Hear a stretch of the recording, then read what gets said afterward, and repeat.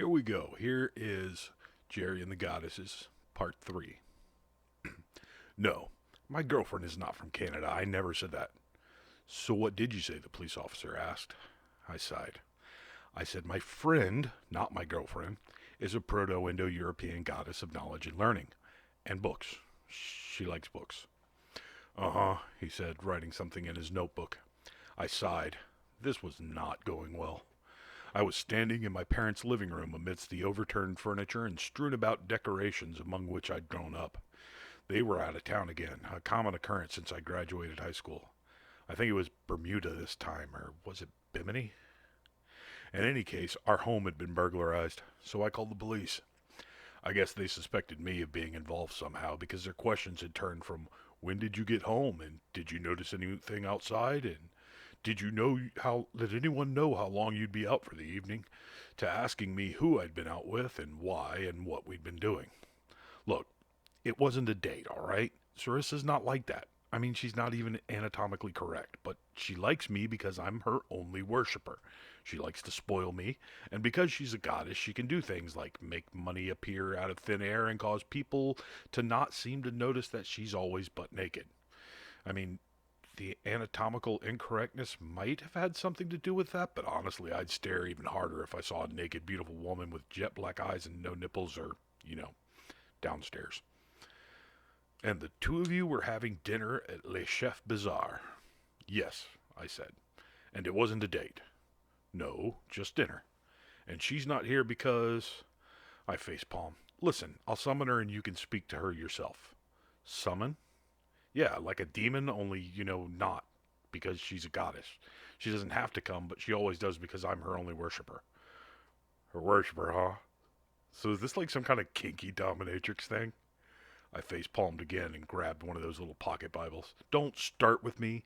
They're cheap, they're barely bigger than a matchbook, they burn easily, and I mean, I'm summoning a Proto Indo European goddess of book learning. Yahweh may be out there, but he's not my only option. I lit it on fire and dropped it on the tile floor. It blackened the wax, but I could easily fix that. As it burned, I said, Sarissa, I need you to speak with the police, please. It only took a few seconds for the door to burst open. Sarissa liked to make a dramatic entrance. She bounced up and planted a kiss on my cheek. This really wasn't helping me sell the whole not my girlfriend thing. Sarissa, can you explain to the detective here who you are? Sure, she said brightly, and then all hell broke loose. The room was full with a light that was somehow black while beams of bright white shone from Sarissa's eyes. She held out her arms, and as she levitated off the floor, and when she spoke her voice was vast, ancient, and terrible. I am Sarissa, Lord of Learning and Keeper of all knowledge. I know all that is known by man, and it is through my power that mankind has raised itself from the dirt to ascendancy over this world. All will tremble before me lest I take back what I have so freely given. And then it was over. No more Galadriel from the Lord of the Rings. Just Sarissa, me, and the cop. The light was gone, and Sarissa was just a semi-normal naked woman with a weird accent, solid black eyes, and no nipples. She giggled. Does that answer your question, detective? The policeman just stood there, mouth agape, stunned. John LaPlante, she said. What? He stammered back. You were wondering earlier today who actually killed Jimmy Hoffa. It was John LaPlante, a nobody really. He was a teamster who was upset about union dues. He lost his temper one day and came for Jimmy. Shot him and dumped his body offshore tied to an anchor. What? The cop asked. Okay, fine. How about some knowledge a little closer to home? You know that cold case file you keep in your desk drawer? The bottom one, on the right? Well, if you run right up the road here and dig in the trash set out in front of number 7583, you'll find a plastic cup with some fingerprints on it that will match the ones you pulled off the murder weapon. What?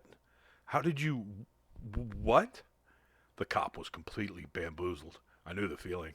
Sarissa had that effect on people. It only took a few more minutes to get him out the door and off to solve my case. I bet he'd go check out the trash at 7583 first, though. At least I hope he will. Kind of freaks me out that a murderer might live just a couple houses down from me. I turned to Sarissa. So you do know who did this, right? She nodded, a reproachful look in her eye. I wondered what I'd done. Before I could ask, she asked me a question. Jerry, Is anything actually missing? Uh, no. Now that you mention it, I think everything's still here. It's just wrecked. Right. And do you know who might have had a reason to come here, frantically searching for something or someone? Uh, I thought about it. No. Well, I'm sure you'll figure it out, she said as her figure started to fade. Wait, I called. Aren't you going to tell me? Her voice had a hollow echo to it. No, but I'll tell you this. She's still here. With that, she faded away. I swallowed, looking around. Those last words were pretty ominous. I thought about what they might mean, and then it struck me. Oh, no. I carefully crept down the hall and pried open my bedroom door. There she was, dark-haired and tanned with solid black eyes like Sarissa's. But that's where the similarities ended. Where Sarissa was willowy, she was buxom and curvaceous. Where Sarissa was anatomically incorrect, this woman was, well, very clearly not. She looked at me through wavy locks of black hair, a predatory smile on her face. Hello, Jerry. I haven't had a worshiper in a long time, and I've been very, very lonely. Uh, Inanna? I asked tentatively. She nodded, and then she leapt. I screamed. That's it, part 3.